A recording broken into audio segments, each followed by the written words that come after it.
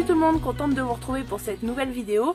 Alors le mois de juillet, c'est un peu le mois des grosses récoltes qui commencent. Quand je dis les grosses récoltes, c'est les récoltes qui vont être trop abondantes pour qu'on puisse tout consommer en frais. Et donc il va falloir commencer à envisager la conservation. Alors pour ceux qui ont lu le livre, vous savez que dans le livre, il y a tout un chapitre qui traite de la conservation des récoltes. Et notamment un passage sur la lactofermentation, et c'est ce dont on va parler aujourd'hui. Alors au potager, j'ai récolté 2 belles betteraves, j'en ai d'autres, j'en ai récolté que 2 pour vous faire cette vidéo, et je vais vous montrer comment je fais les betteraves lactofermentées. Alors les betteraves lactofermentées, je les utilise, je les découpe en fait en tout petits morceaux, et une fois lactofermentées, je les utilise dans les salades composées.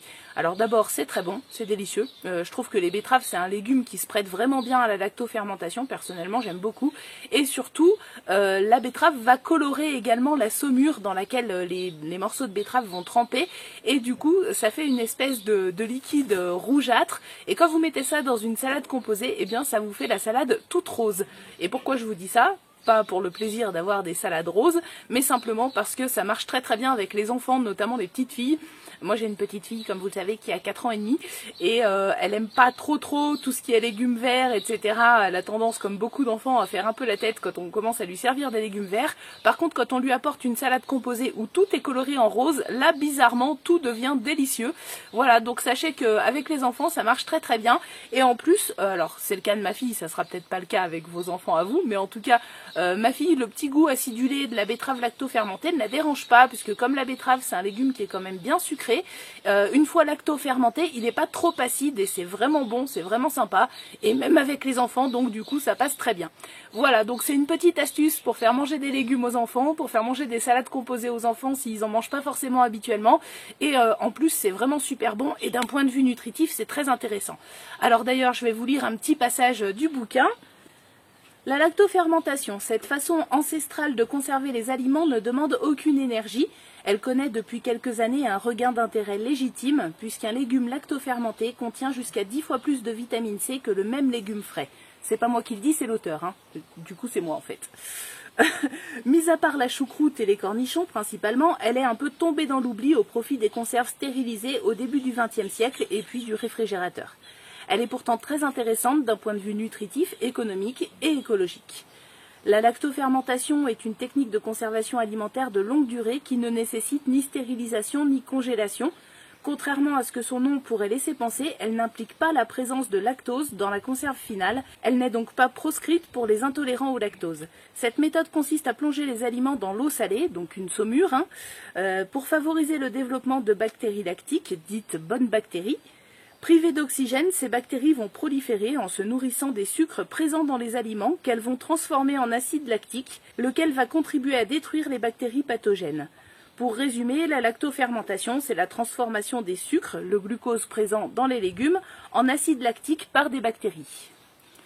Au bout d'un certain temps, la teneur en acide lactique atteint un équilibre et la fermentation s'arrête. La conservation peut alors se prolonger plusieurs années, l'acide lactique ayant pour effet d'inhiber les micro-organismes responsables de la dégradation des aliments. Les légumes prennent alors un goût acidulé, un peu comme s'ils avaient mariné dans du vinaigre, mais ils resteront croquants et seront plus intéressants d'un point de vue nutritif. Il existe 2 façons de procéder, soit en mélangeant directement le sel aux légumes, soit en plongeant les légumes dans l'eau salée, donc dans une saumure. Et ça, c'est ce qu'on va faire aujourd'hui, et c'est la méthode que personnellement j'utilise systématiquement. Je mélange pas directement les légumes avec du sel, comme on peut le voir quelquefois, j'utilise toujours une saumure. Alors pour préparer votre saumure, il faut utiliser du sel gris non traité et sans additifs. C'est vraiment important si vous voulez que tout se passe bien. Le sel blanc iodé ou fluoré ne convient pas, donc lisez bien les étiquettes sur les sachets de sel, puisque c'est toujours précisé quand il y a de l'iode ou du fluor dans le sel. Certains sels industriels contiennent également des anti-agglomérants, donc c'est des additifs qui ont la particularité de se dégrader en milieu acide et qui donnent un mauvais goût aux conserves. Donc ça aussi c'est à éviter, il faut vraiment du sel gris non traité avec rien du tout dedans à part du sel. Alors l'eau c'est un peu pareil, elle doit être évidemment de bonne qualité, si possible une eau qui ne donnera pas un mauvais goût, et surtout elle doit être non chlorée, c'est vraiment important puisque le chlore détruit les bactéries, et que nous justement ce qu'on veut c'est un développement de bonnes bactéries, de bactéries lactiques, donc le mieux c'est d'utiliser soit de l'eau minérale, soit vous pouvez aussi utiliser de l'eau du robinet, mais elle va être chlorée, donc il faudra soit la laisser reposer plusieurs heures à l'air libre puisque le chlore s'évapore très vite, soit la porter à ébullition pour faire évaporer le chlore et ensuite la laisser refroidir avant de préparer votre saumure. Alors si vous avez un doute sur la qualité de votre eau du robinet, le mieux c'est d'utiliser de l'eau minérale en bouteille, de préférence celles qui sont utilisables pour la préparation des biberons des bébés, vous savez elles ont le petit symbole de biberon sur l'étiquette, voilà donc avec ces eaux là en principe il n'y a aucun problème. Et donc pour préparer la saumure, c'est très simple, il vous suffit de mélanger du sel dans l'eau à raison de 30 g de sel par litre d'eau et de bien laisser le sel évidemment fondre dans l'eau jusqu'à ce qu'il soit entièrement dissous. Et ensuite, vous avez votre saumure que vous allez pouvoir utiliser pour la préparation de vos conserves lactofermentées. Voilà, donc après ces précisions, on passe tout de suite à la préparation de nos betteraves lactofermentées. Je vous montre comment je m'y prends. Donc je ne vais pas préparer la saumure en vidéo, ça sert à rien de perdre du temps. J'ai tout simplement pris 30 g de gros sel gris non traité, ne contenant aucun additif, et 1 litre d'eau. J'ai mis ça dans une carafe, j'ai laissé dissoudre et ça c'est ma saumure. Et puis donc là maintenant je vais vous montrer comment je prépare mes betteraves et comment je fais mes conserves. À noter que vous pouvez, mais c'est pas obligatoire, utiliser un poids à mettre sur les légumes dans le pot pour empêcher les légumes de remonter à la surface de la saumure, mais c'est pas obligatoire. Moi je l'ai fait plein de fois sans mettre de poids dessus, ça marche aussi très bien, j'ai jamais eu de problème en fait avec les conserves lactofermentées. Et pour le même usage, vous pouvez aussi utiliser des feuilles de chou que vous utilisez pour recouvrir vos légumes dans le pot et les bloquer dans la saumure de façon à ce qu'ils ne remontent pas à la surface. C'est quelque chose qui se fait aussi. Bon là aujourd'hui j'ai pas de feuilles de chou. Malheureusement les pierrides se sont mis dans mon chou d'Aubenton que j'utilise d'habitude quand je fais cette technique là. Donc là les feuilles c'est plus des feuilles, c'est de la dentelle et du coup je vais faire sans l'un et sans l'autre. Je vais vous montrer ça tout de suite. On va pas utiliser de poids ni de feuilles de chou, on va faire comme ça et dans quelques semaines quand la lactofermentation sera prête, je vous montrerai que ça marche aussi très bien comme ça même si on ne met pas de poids et que les légumes sont très bons.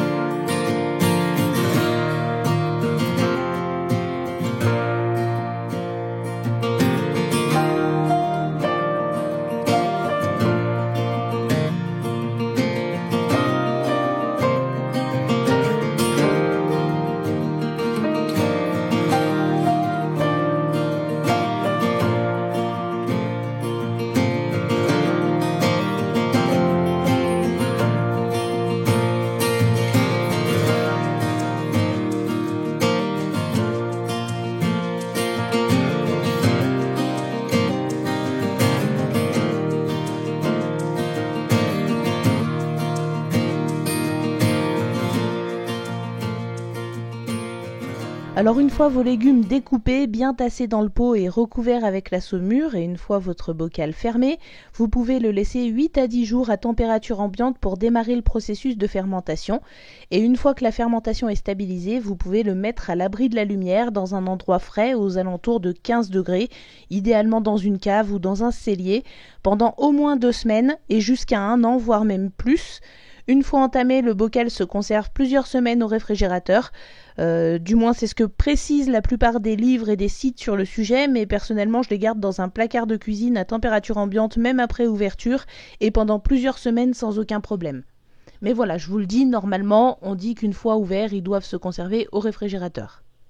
Alors sinon, autre chose à savoir, c'est que pendant la première phase de fermentation, quand vous allez garder vos bocaux à température ambiante, c'est bien de les déposer sur une soucoupe ou une assiette creuse, quelque chose qui pourra recueillir le liquide qui risque de s'échapper par le couvercle. Parce qu'en fait, au moment où la fermentation va se lancer, il va y avoir un dégagement de gaz qui risque donc du coup de faire déborder un peu de liquide. Alors c'est complètement normal, mais c'est bien du coup de prévoir une petite assiette creuse ou une petite soucoupe pour mettre en dessous de votre bocal pour récolter ce liquide qui va déborder. Voilà, donc si vous voyez du liquide déborder, c'est normal, vous inquiétez pas, mais prévoyez pour éviter d'en mettre de partout. Alors il n'y en a pas des litres qui s'en vont évidemment, mais il y en a un petit peu. Voilà. C'est pour ça aussi que j'aime bien utiliser des bocaux à joint comme cela, même si c'est pas forcément obligatoire. On peut aussi utiliser des bocaux à couvercle qui se vissent, bien sûr, mais c'est mieux, je trouve, d'utiliser des bocaux à joint parce que ça permet de bien évacuer l'excès de gaz et de liquide quand la fermentation démarre. C'est bien aussi parce que vous allez le voir un peu plus tard, l'acidité de la lactofermentation a tendance à abîmer le métal et à le faire rouiller, donc avec les couvercles métalliques, ça peut être embêtant. Alors quand je fais des grands pots comme ça, ce que j'utilise quelquefois comme poids pour empêcher que les légumes remontent, c'est ces petits ramequins là. Donc c'est tout simplement les pots de crème dessert, genre la laitière, pour ne pas les citer, parce que ça rentre en fait dans les grands pots et que du coup, hop, ça permet de mettre un poids comme ça par-dessus les légumes et de les empêcher de remonter. Et à ce compte-là, ce que je fais, c'est que je verse ma saumure directement par-dessus, comme ça tout trempe en fait dans la saumure. Et il n'y a pas de souci. Voilà, donc ça c'est une assez bonne façon en fait de mettre un poids sur les légumes, je trouve. Alors par contre, ce que je peux vous montrer sur ce pot là, puisque ça c'est un pot que j'ai déjà utilisé pour faire des légumes lacto-fermentés, c'est que quand on utilise des pots comme ceux-là, donc qui ont des mécaniques, la lactofermentation pendant la fermentation va déborder à un moment donné. Le liquide va déborder, il y en a qui va ressortir, c'est pour ça que c'est intéressant d'utiliser des bocaux à joint. Il y a du liquide qui va sortir et ça a tendance à faire rouiller là la partie métallique ici. Ça c'est l'acidité qui fait rouiller la partie métallique. Donc c'est pas très grave, simplement de temps en temps essayez de faire tremper dans du vinaigre. Ça a tendance à assez bien faire partir les parties rouillées comme ça.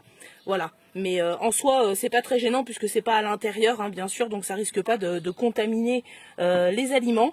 Voilà, donc j'espère que cette vidéo vous a plu. Je vous souhaite à tous un excellent week-end et je vous dis à très bientôt pour une prochaine vidéo.